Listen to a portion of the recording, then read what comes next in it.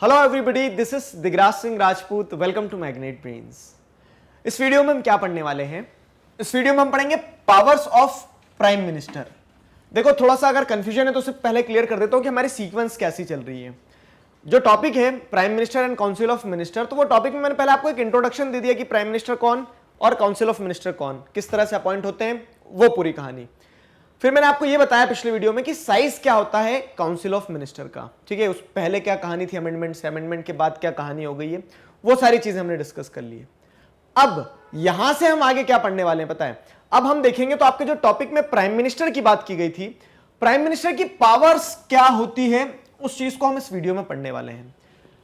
Prime minister जो है तो वो एग्जीक्यूटिव जो है, एग्जीक्यूटिव बॉडी का एक बहुत इंपॉर्टेंट पार्ट है, सबसे इंपॉर्टेंट पार्ट है। जैसे मैंने बताया, पी से प्राइम मिनिस्टर, पी से पॉलिटिक्स, ये वाली सीन देखने को मिलती है आपको। तो इस सेंस में क्या है कि आपको उन्हें जानना समझना जरूरी है। ठीक है, उनकी पावर्स को जानना समझना जरूरी है। चलो तो मैं आपको सारी पावर्स एक एक करके बताते चलता हूं। देखिए, the prime minister enjoys a pre eminent place in the government. Prime minister की जो पोजीशन है वो बहुत ज्यादा इंपॉर्टेंट है, एक प्री एमिनेंट पोजीशन है उनकी गवर्नमेंट में।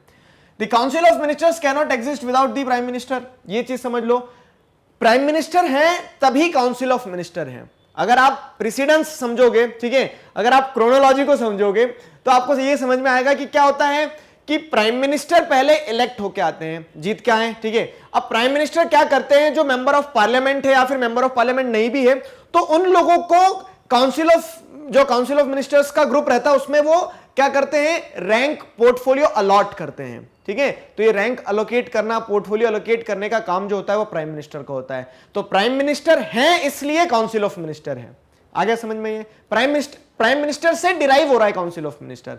तो उस सेंस में क्या है, council of ministers can not exist without the prime minister. ठीक है, इस चीज को मैं आपको एक्सप्लेन कर चुका हूं, अभी जो किया ये एक्सप्लेनेशन ही था, समझ में आया ना? अब इसके चलते क्या होता है, इसके चलते ये भी समझ लो कि एक्सप्लेनेशन में आप ऐसे समझ लो कि प्राइम मिनिस्टर इलेक्ट होके आए, जो लीडर ऑफ मेजोरिटी रहेगा, फिर वो क्या करेगा कि जो दूसरे और पार्टी के मेंबर हैं तो उन्हें ही क्या करेगा, काउंसिल ऑफ मिनिस्टर की तरह अपॉइंट कर देगा। तो अब आगे क्या होता है देखो कि इन केस, ठीक है, इन केस क्या होता है कि if the prime minister died, ठीक है, और रिजाइन, तो in the situation where the death और resignation of prime minister automatically brings about the dissolution of council of minister. तो अगर प्राइम मिनिस्टर की डेथ होती है या फिर वो रिजाइन कर देते हैं तो council of minister automatically resign कर देता है, मना बोल देता है कि बस हमारा तो अस्तित्व ही नहीं है। क्यों? क्योंकि हमारा अस्तित्व कहां से था, प्रधानमंत्री से था। प्रधानमंत्री नहीं रहे तो हम क्या करेंगे? आगे ना समझ में? तो ये आपको समझना होगा कि फाउंडेशन जो है प्राइम मिनिस्टर की है, पीएम, ठीक है, और उसके ऊपर फिर काउंसिल ऑफ मिनिस्टर है। तो जब फाउंडेशन नहीं रहेगी तो काउंसिल ऑफ मिनिस्टर कहां से रहेंगे, वो चीज आपको ध्यान रखना है। ये एक मेजर पावर का पार्ट हो जाता है। प्राइम मिनिस्टर जो है तो सारी मीटिंग्स को प्रिसीड करते हैं, प्राइम मिनिस्टर जो है सारे पोर्टफोलियोज अलोकेट करते हैं, सब कुछ। अब आपके मन में सवाल आया होगा, सर अगर क्या होता है, what if the council of minister dies, अगर काउंसिल ऑफ मिनिस्टर की किसी की डेथ हो जाती, कोई कैबिनेट मिनिस्टर की डेथ हो जाती है तो क्या होगा सर? ठीक है, तो हमें बड़ा बुरा लगेगा, ठीक है, हमें खेद होगा उस चीज का, लेकिन कैबिनेट वैसा का वैसे ही रहता है, प्राइम मिनिस्टर वैसे के वैसे रहते हैं, गवर्नमेंट वैसे की वैसी रहती है।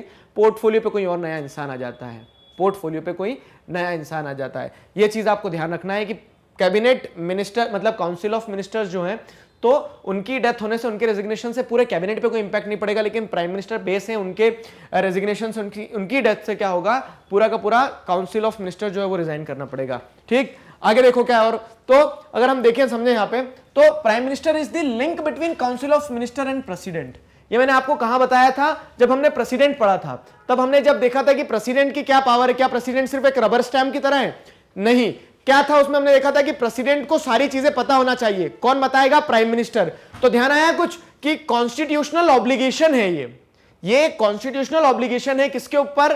प्राइम मिनिस्टर के ऊपर। या फिर आप इसे प्राइम मिनिस्टर की पावर में भी देख सकते हो, या फिर आप इसको ऐसे देख लो कि जवाहरलाल नेहरू ने क्या है, एक वर्ड यूज किया है, in the words of Pandit Nehru, ठीक है, prime minister is the linchpin of government. Linchpin समझते हो क्या होता है? जैसे जो पहले, अभी आपने पता नहीं देखा नहीं कि बैलगाड़ी देखी कि नहीं देखी, आपने कितने लोगों ने देखी पता नहीं है, लेकिन बैलगाड़ी जो होती थी या फिर जो पुराने जो लकड़ी के टायर वगैरह बनाते थे, जो पुरानी गाड़ियां होती थी, तो उसमें ऐसे लिंचपिन लगाई जाती थी। एक लिंचपिन क्यों लगाई जाती थी? देखो, तो ये टायर जो है तो टायर बाहर ना निकल आए कहीं, ठीक है, ये एंगल से टायर बाहर निकल के आ सकता है। जैसे कि ये एक पूरा का पूरा एक कह सकते हैं एक रॉड है, उसमें यहाँ पे टायर बिठाया गया है, तो ये टायर इस तरफ बाहर भी निकल के आ सकता है। तो टायर बाहर ना आए इसके लिए एक छोटी सी लिंच पिन लगा दी जाती थी ऐसी, मतलब ऐसा कह सकते हो कि आप होल्ड करने के लिए वहां पे क्या मेटल की पिन लगा देते हो, ये सारी चीजें।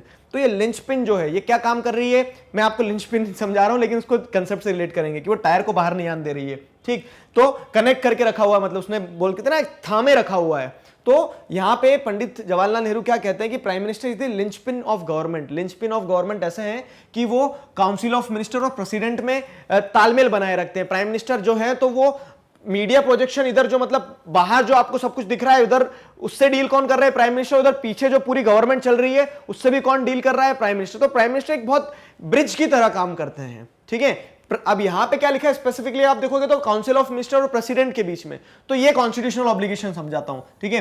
तो ये कॉन्स्टिट्यूशनल ऑब्लिगेशन को समझना आप कि prime minister communicate all decisions of the council of minister relating to the administration to the affairs of union and proposal for legislation to the president. तो ये कॉन्स्टिट्यूशनल ऑब्लिगेशन है कि जो भी काउंसिल ऑफ मिनिस्टर के decision लेंगे या फिर जो भी प्रपोजल है कि इस पे लॉ बनाना है, इस पे लॉ नहीं बनाना है, वो सारी चीजें जो है तो वो क्या कौन प्रेसिडेंट जो प्राइम मिनिस्टर जो होते हैं तो वो प्रेसिडेंट तक क्या करते हैं, डिलीवर करते हैं प्रेसिडेंट को, उसके बारे में अपडेट करते हैं, ठीक है। तो प्रेसिडेंट को प्राइम मिनिस्टर बता रहे हैं और काउंसिल ऑफ मिनिस्टर से कौन ले रहे हैं उस सारी सलाह, प्राइम मिनिस्टर ले रहे हैं। तो प्राइम मिनिस्टर जो सेंटर पार्ट प्ले कर रहे हैं ना, उस तरह से वो लिंचपिन का काम कर रहे हैं। ये 1 मार्क्स में इंपॉर्टेंट हो जाता है, ध्यान रखना, कॉम्पिटिटिव्स के लिए इंपॉर्टेंट हो जाता है। इस तरह के स्टेटमेंट्स पूछ लिए जाते हैं कि किसने प्राइम मिनिस्टर की पोजीशन को लिंचपिन ऑफ गवर्नमेंट बताया है, ठीक है। तो ये चीज ध्यान रहेगी आपको। तो उससे आपको ये क्लियर हो गया यहाँ पे कि प्राइम मिनिस्टर जो एक बहुत इंपॉर्टेंट रोल प्ले करते हैं, क्लियर है। अब आगे और देखें तो prime minister is involve in all crucial decision and policies of government. Policy जितने भी गवर्नमेंट की पॉलिसीज होना है, जितने भी क्रूशियल मैटर्स पे कुछ भी डिसीजन लेना है, तो वहां पे प्राइम मिनिस्टर का इन्वॉल्वमेंट बहुत ज्यादा होता है, ठीक है। तो जैसे अगर आप देखोगे तो जितनी मीटिंग्स वगैरह हो रही है सबको प्रिसाइड करने का काम प्राइम मिनिस्टर का हो गया। पावर्स में अगर हम देखें तो ही और she control over the council of minister. Council of minister पे कंट्रोल करके रखना है, किसको क्या पोर्टफोलियो देना है, किससे कितना काम करवाना है, वो सारी चीजें प्राइम मिनिस्टर करेंगे। लीडरशिप ऑफ लोकसभा की लीडरशिप जो रहती है वो किसके पास रहती है, एक तरह से देखोगे तो जो लोकसभा का लीडर होगा वही प्राइम मिनिस्टर होगा। तो इस सेंस में वो लोकसभा को रिप्रेजेंट कर रहे होते हैं, ठीक है। तो लीडरशिप ऑफ लोकसभा उनके पास होती है। Command over the bureaucratic machinery, ठीक है। तो ब्यूरोक्रेटिक मशीन या फिर ब्यूरोक्रेटिक मशीनरी से यहां पे क्या तात्पर्य है कि जितने भी फिर ऑफिसर्स हैं वो ऑफिसर चीफ एग्जीक्यूटिव की बात मानेंगे। चीफ एग्जीक्यूटिव कौन हो गया इस केस में, अगर देखें जो सबसे हायर अथॉरिटी एग्जीक्यूटिव की कौन हो गई है, प्राइम मिनिस्टर हो गए।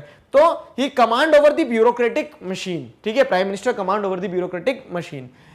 Access to media, projection of personalities during election. Election के टाइम पे आपने देखा होगा कि जब इलेक्शन आने वाले रहते हैं अलग अलग स्टेट इलेक्शन में, तो प्राइम मिनिस्टर का दौरा होता है अगर वहां पे, तो अलग ही एक दबदबा हो जाता है, ठीक है। एक अलग ही प्रोजेक्शन सामने देखने को मिलता है। तो उस सेंस में क्या होता है कि मीडिया के सामने अपने ऐसा समझ लो आपकी गवर्नमेंट क्या कर रही है वो मीडिया को प्राइम मिनिस्टर ब्रीफिंग दे देते हैं उस चीज की। आपने देखा होगा हमारे प्राइम मिनिस्टर मन की बात के थ्रू, खैर वो तो उनका अपना क्या होगा, एक personal way of delivering the message हो गया, ठीक है। वो अपने पर्सनल तरीके से क्या चीजों को बताना चाहते हैं, ठीक है। पर्सनल तरीके से इन द सेंस कि prime minister as a prime minister वो अपना पर्सनल व्यू पॉइंट जो है वो देते हैं। बाकी उसके अलावा भी जैसे जो ब्रीफिंग्स वगैरह होती है तो काउंसिल ऑफ मिनिस्टर देते हैं, या फिर प्राइम मिनिस्टर भी क्या करते हैं, चीजों को अपडेट कर देते हैं। जैसे 8 नवंबर को कुछ बताया था उन्होंने, ध्यान आया, तो वो सारी चीजें, ठीक है। Access to media, projection of personality during election, projection as national leader during international summitry. अब क्या होता है कि चाइना से कोई आ गया कभी कोरोना वायरस के अलावा, तो तब भी क्या है उनके साथ में, जैसे आप देखते हो कि इंटरनेशनल समिटरी में क्या होता है, प्राइम मिनिस्टर हमारे देश को रिप्रेजेंट करते हैं, प्रेसिडेंट भी करते हैं। अगर मान लो कोई प्रेसिडेंट आ रहा हो तो आपने देखा होगा प्रेसिडेंट एट पार पे रहते हैं, प्रेसिडेंट को पहले प्रायोरिटी दी जाती है। लेकिन रियल सेंस में अगर देखा जाए तो प्रोजेक्शन एज नेशनल लीडर का प्रोजेक्शन प्राइम मिनिस्टर में ही देखने को मिलता है। International summitry as well as foreign visits, बाहर विदेशों में भी जाने का काम प्राइम मिनिस्टर का होता है, ठीक है। ये हो गया। और पावर्स में अगर देखें हम तो देखो एक चीज मैं आपको कर देता हूं क्लियर एकदम, क्या कि the power of prime minister is absolute, permanent and same. ये जो स्टेटमेंट है इस पे डिबेट है, ठीक है। भैया जो बनाया है इसलिए बनाया कि डिबेट है। क्या डिबेट है कि क्या प्राइम मिनिस्टर की पावर जो हमेशा एक जैसी ही रही है, क्या हमेशा एक जैसी ही रहने वाली है? तो इसमें बहुत सारे अलग अलग डायमेंशन है। अभी तक की आप पॉलिटिकल हिस्ट्री देखोगे तब वहां से आपको बहुत कुछ अलग जानने को मिल जाएगा। सिचुएशन के हिसाब से देखोगे तब आपको अलग अलग कंडीशन में अलग अलग तरह की पॉलिटिकल पावर्स मतलब जो प्राइम मिनिस्टर्स हैं वो अलग अलग तरह से पॉलिटिकल पावर्स का यूज करते हुए दिख जाएंगे। जैसे जैसे आप देखोगे तो कांग्रेस की बात कर लो या चाहे आप बीजेपी की बात कर लो, प्रेजेंट गवर्नमेंट जो है, ठीक है, नरेंद्र मोदी जी के अंडर में, तो वहां पे प्राइम मिनिस्टर की पर्सनालिटी, उनकी पावर को यूज करने का तरीका वो एक अलग रहा है, ठीक है। यही बीजेपी के अंडर में अगर आप जैसे देखोगे, अटल बिहारी वाजपेयी जी की जब गवर्नमेंट थी तब अलग चीज थी, इंदिरा गांधी जी की टाइम पे अगर आप देखोगे तब वो भी कांग्रेस की गवर्नमेंट थी, तब अलग तरह से पावर्स का यूज किया गया था, तब अलग तरह से उन्होंने अपने आप को प्रोजेक्ट किया था। वही चीज मनमोहन सिंह जी की गवर्नमेंट जब थी तब अलग तरह से प्रोजेक्ट किया था। तो सवाल यही आता है कि is the power of prime minister absolute, ठीक है, इसको इधर भी ले जाके आप क्वेश्चन मार्क भी बना सकते हो, is the power of prime minister absolute, permanent and same. तो आप उसमें क्या दिखेंगे, उसमें लिखेंगे it depends on the prevailing politics, ठीक है, पॉलिटिकल कंडीशन या फिर पॉलिटिकल सिनेरियो या फिर पॉलिटिक्स, जो लिखना है वो लिख लो, ठीक है। तो यहां पे आपको ये समझ में आना चाहिए कि क्या सिनेरियो बना हुआ है, क्या पॉलिटिकल कंडीशंस हैं, क्या किस तरह का पॉलिटिकल एटमॉस्फेयर प्रिवेल कर रहा है, उस चीज पे डिपेंड करता है कि प्राइम मिनिस्टर की पावर कितनी होगी, कितनी नहीं होगी। तो जैसे आप देखोगे तो कहीं कहीं पे क्या होता है, कोलिजन गवर्नमेंट होती है। कोलिजन गवर्नमेंट में प्राइम मिनिस्टर की पावर अलग होने वाली है। मेजोरिटी गवर्नमेंट जब होगी तब प्राइम मिनिस्टर की पावर अलग होने वाली है। एग्जाम्पल देखोगे तो एग्जाम्पल ये है, यहां पे देख लो कि आप देखोगे दोनों समय पे बीजेपी गवर्नमेंट थी, आइडियोलॉजी थी, सेम थी, सारा सब कुछ, लेकिन अभी यहां पे मेजोरिटी गवर्नमेंट है तो किस तरह से डिसीजन चुटकियों बजाते हुए ले लिए जाते हैं। कोलिजन गवर्नमेंट थी, गवर्नमेंट अच्छी थी, लीडर अच्छे थे, लेकिन वहां पे डिसीजन ले पाना उतना आसान नहीं हो पाता था। तो यहां पे मैं क्या बताना चाह रहा हूं, सिंपल सी चीज, कि पावर ऑफ प्राइम मिनिस्टर की अगर आप बात करते हो तो इट वेरी, ठीक है, it very according to the political situation, ठीक है। पॉलिटिकल सिचुएशन अगर कोलिजन गवर्नमेंट वाली होगी तो वहां पे स्टेबिलिटी नहीं होगी, ठीक है, सब कुछ क्या होगा, अस्त व्यस्त सा होगा, ठीक है। प्राइम मिनिस्टर को भी डर लगा रहेगा कि यार मैं कोलिजन पार्टनर की बात सुन के चलूं, अगर इनकी बात नहीं सुनूंगा तो कल को इन्होंने सपोर्ट हटा लिया, गवर्नमेंट गिर जाएगी, फिर क्या करेंगे, प्राइम मिनिस्टर ही नहीं बचेंगे हम। तो उस तरह से स्टेबिलिटी नहीं होती है। Negotiation to run the government, अब गवर्नमेंट चलाना तो उनकी बात मानना पड़ेगी चार, ठीक है। मेजोरिटी गवर्नमेंट है तो कोई कुछ बोल रहा है, सुनना है तो सुनना है, नहीं सुनना है नहीं सुनना है, हमारे मन की करेंगे, ठीक है। तो no stability, negotiation to run the government, ये हो गया। उसके बाद में fail to run the full term government. अब क्या होता है, अधिकतर ये देखा है कि कोलिजन एरा जो रहा, कोलिजन एरा कब रहा हमारा, तो कोलिजन एरा 1989 से अगर आप देखोगे, 1989 से 2014 तक लगा लो, तो यहां चलो 4 से 14 तक तो फिर भी स्टेबल गवर्नमेंट चली, फुल टर्म कंप्लीट करे, लेकिन 1989 से 2004 तक बहुत डामाडोल रहा है। डामाडोल मतलब क्या होता है कि एक तरह से अनस्टेबिलिटी रही है, ठीक है। और जब स्टेबिलिटी नहीं रही है तो उसके चलते फुल टर्म गवर्नमेंट नहीं कंप्लीट कर पाई है। बहुत सी बार ऐसा हुआ कि पूरे 5 साल गवर्नमेंट नहीं चल पाई है, क्या करना पड़ा, गवर्नमेंट गिर जाती थी सरकारें, फिर से इलेक्शन या फिर से क्या होता था, कैबिनेट फॉर्मेशन, ये सारी चीजें होती थी। तो उसके चलते क्या होता है, उसके चलते पावर जो है प्राइम मिनिस्टर की वो पूरी तरह से यूज नहीं कर पा रहे ना।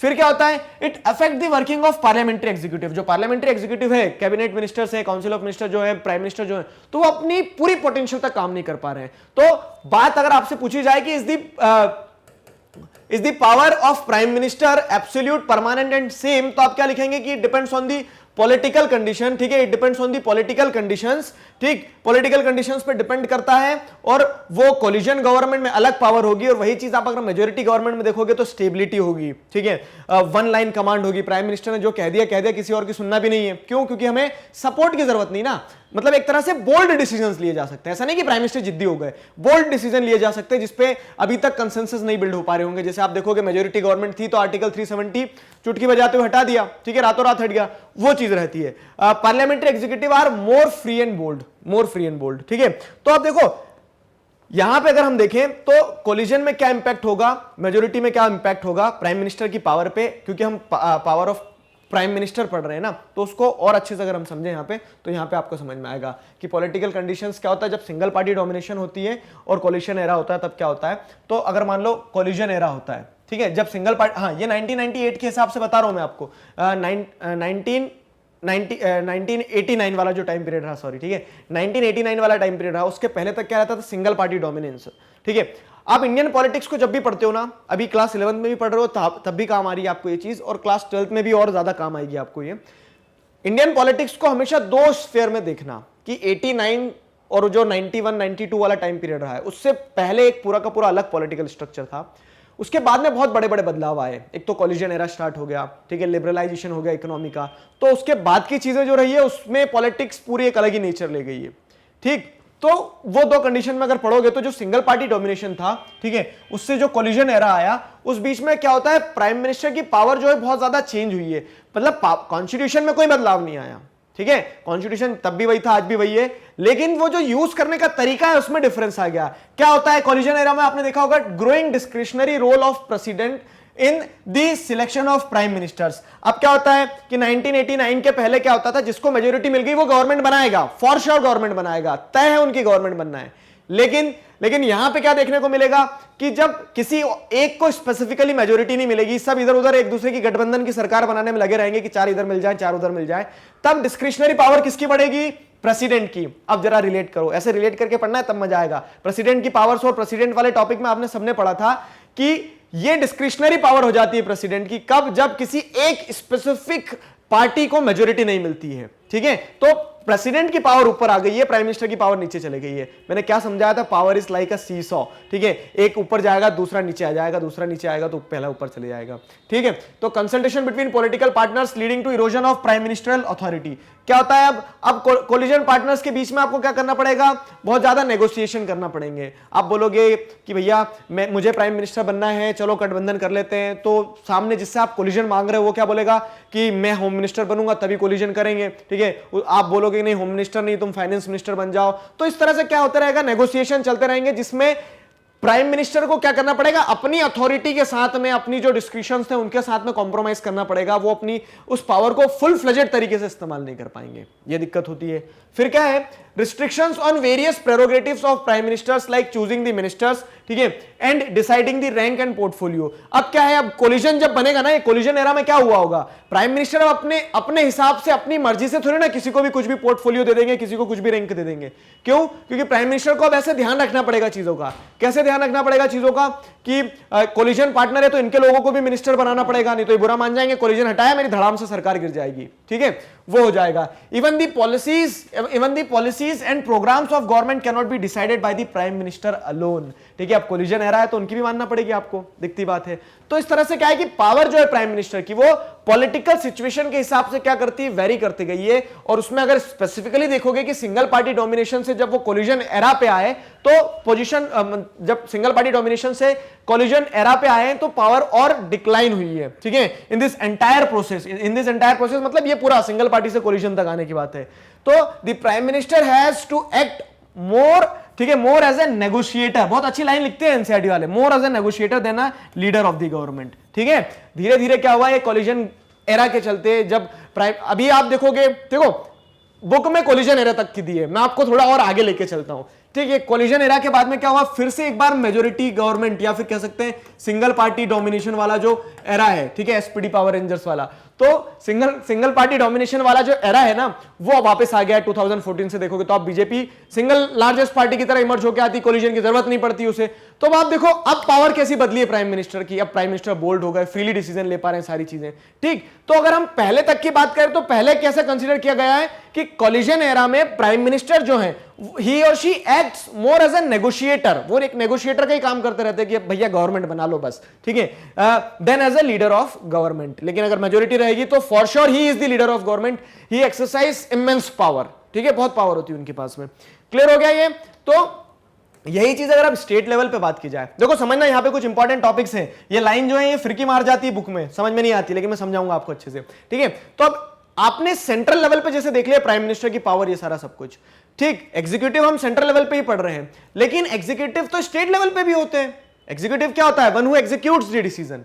तो इस तरह से executive central level, state level पे भी आएंगे। कौन, चीफ मिनिस्टर, गवर्नर, ये लोग। तो कॉन्स्टिट्यूशन वाइज देखा जाए तो गवर्नर के बाद में अगर आप देखोगे तो गवर्नर के बाद में अंदर नीचे चीफ मिनिस्टर का जो काउंसिल ऑफ मिनिस्टर्स हैं, वो सारा सब कुछ।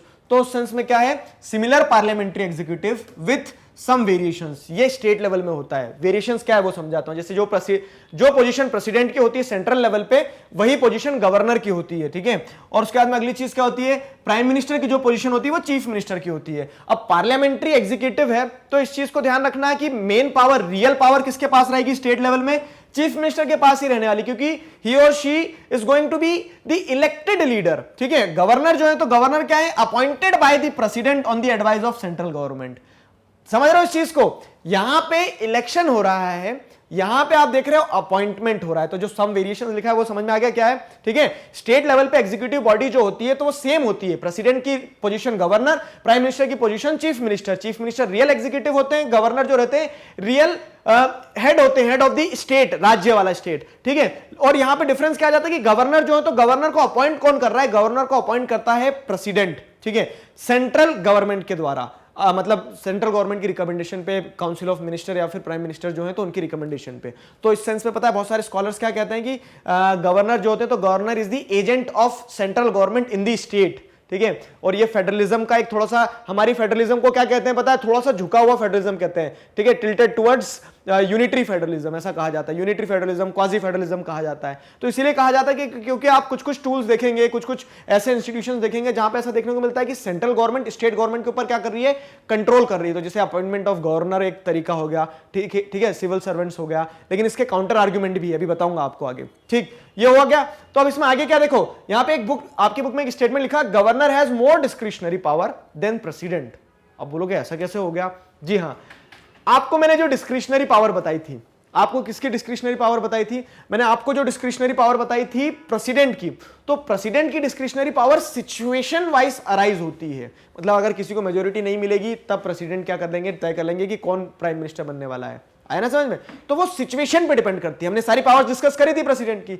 तो प्रेसिडेंट की जो डिस्क्रिशनरी पावर है वो सिचुएशनल है, लेकिन गवर्नर की जो डिस्क्रिशनरी पावर है ना, तो वो कॉन्स्टिट्यूशन में दी गई है। जी हां, कॉन्स्टिट्यूशन उठा के देखोगे, आर्टिकल 163 क्लॉज 2, क्लॉज 1 नहीं, क्लॉज 2 जो देखोगे, तो आर्टिकल 163 जो है तो किस चीज से डील करता है, ये स्टेट गवर्नमेंट से डील करता है। स्टेट गवर्नमेंट के बारे में पढ़ रहे हैं हम। तो स्टेट गवर्नमेंट में क्या होता है कि जो गवर्नर है हमारे, ठीक है, तो 163 आर्टिकल 163 क्लॉज 2 जो है वो ये बताता है कि अगर मान लो स्टेट मैकेनिज्म जब काम कर रहा है, स्टेट गवर्नमेंट जब काम कर रही है, कोई अनफोर्सीन सर्कमस्टेंसेस आ जाते हैं जिसके बारे में क्लियरिटी नहीं है कि अब क्या करें, कॉन्स्टिट्यूशन में लिखा नहीं है कुछ, तो उस केस में गवर्नर जो करेगा वो सब सही रहेगा। आया समझ में। प्रेसिडेंट के लिए ऐसी कोई पावर नहीं है। आर्टिकल देखो, मैं आपको थोड़ा सा बुक से बाहर लेके चल रहा हूं, आर्टिकल 163 क्लॉज 1 जो है, तो ये वाला जो आर्टिकल है ये बताता है कि क्या होता है कि गवर्नर को किसकी एड और एडवाइस पे काम करना होगा, चीफ मिनिस्टर हेडेड बाय, मतलब council of minister of state, ठीक है, council of ministers of state headed by chief minister, उनकी एडवाइस पे काम करना होगा। वैसा ही है जैसा प्रेसिडेंट का है, ठीक है, आर्टिकल 74 की तरह। लेकिन यहां पे आर्टिकल 163 क्लॉज 2 भी है। ये क्या बताता है, ये बताता है कि अगर कोई ऐसी सिचुएशन डेवलप होती है जहां पे गवर्नर जो है, ठीक है, मतलब जहां पे स्टेट गवर्नमेंट को समझ में नहीं आ रहा क्या करना है, तो उस सिचुएशन में गवर्नर की बात मानी जाएगी। तो इस सेंस में कहा गया, और यही चीज प्रेसिडेंट के पास नहीं है, तो उस सिचुएशन में क्या कहा गया है, उस सिचुएशन में कहा गया है कि governor has more discretionary power, governor के पास में डिस्क्रिशनरी पावर ज्यादा हो जाती है। आगे ना समझ में। तो आप मेयर एजेंट नहीं बोल सकते हो गवर्नर को, किसका, सेंट्रल गवर्नमेंट का। क्या है, गवर्नर अपने डिस्क्रिप्शन से भी काम कर सकते हैं और उनका तो कॉन्स्टिट्यूशनली उनको प्रोवाइड किया गया डिस्क्रिप्शन है, ठीक। अब लास्ट पॉइंट क्या है, जैसे आपका the main principles of parliamentary system operates at the state level too. Main principles of parliamentary system, main principles of parliamentary system. Parliamentary system मतलब क्या होता है, पार्लियामेंट्री एग्जीक्यूटिव सिस्टम की रियल एग्जीक्यूटिव कौन होंगे, रियल एग्जीक्यूटिव ये लोग होंगे जो इलेक्टेड है। तो वही सेम टू सेम प्रिंसिपल जो है कहां ऑपरेट करता है, वही same to same principle state level पे भी ऑपरेट करता है कि रियल पावर किसके पास होती है, चीफ मिनिस्टर के पास होती है। जिस तरह से कॉन्स्टिट्यूशन में देखा जाए तो प्रेसिडेंट को फर्स्ट पर्सन तो कंसीडर किया गया है कंट्री का, वैसे ही गवर्नर को फर्स्ट पर्सन जरूर कंसीडर किया गया होगा, लेकिन रियल पावर चीफ मिनिस्टर लेके बैठे हैं, ठीक है। तो ये जो मेन प्रिंसिपल है पार्लियामेंट्री सिस्टम का, operates at the state level also. आगे समझ में ये क्या था, स्टेट लेवल पे भी इसी तरह की कहानी चलती है। So this was all about the powers of prime minister. Prime minister के साथ आपने चीफ मिनिस्टर, गवर्नर सब कुछ पढ़ लिया, जो जो आपकी बुक में था, सारे पॉइंट्स हमने कवर करे हैं। किसी प्रकार का डाउट हो तो feel free to ask in comment section, ठीक है। इसी के साथ में हमारा टॉपिक जो है पावर्स ऑफ प्राइम मिनिस्टर ये कंप्लीट होता है। आशा करता हूं आपको सारी चीजें समझ में आई है। मैग्नेट ब्रेन्स पर इसी तरह से क्लास 4th से क्लास 12th तक सभी सब्जेक्ट, चैप्टर्स, टॉपिक, सब टॉपिक, सब कुछ सिस्टमैटिक वे में वीडियो लेक्चर्स के फॉर्मेट में अवेलेबल हैं, जिन्हें आप बहुत आसानी से देख सकते हैं, पढ़ सकते हैं, समझ सकते हैं। आपको क्या करना है, अपने जूनियर्स और सीनियर्स को बताना है मैग्नेट ब्रेन्स के बारे में। मिलता है नेक्स्ट वीडियो में। Till then stay connected, keep learning. Thank you very much.